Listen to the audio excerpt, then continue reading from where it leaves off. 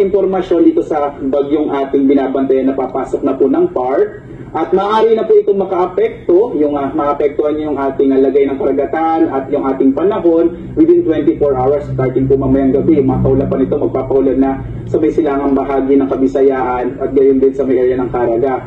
As early po as today, maaari na rin tayo magtaas ng Tropical Cyclone Wind Signal number 1 at base po sa ating intensity forecast hanggang posible po hanggang signal number 4 or tinatawag po ng hanggang typhoon category po itong bagyong papasok po or tatawag natin bagyong Pino. Inaasahan din natin na bukas magsisimula na po yung mga malalakas na mga pagulan lalong-lalo na po sa may bahagi ng Eastern Visayas at gayon din sa may Caraga, dulot ng papasok na bagyo. At inaasahan din po natin maaari tayong magtaas nitong gale warning within the day, maaari po mamayang hapon o mamayang gabi or early morning po bukas. So mag-ingat po yung mga kababayan natin. Ngayong araw ng linggo, generally, pwede pa po sa malaking bahagi ng Kabisayang at Mindanao, sana gamitin po natin yung pagkakataon nito para maghanda.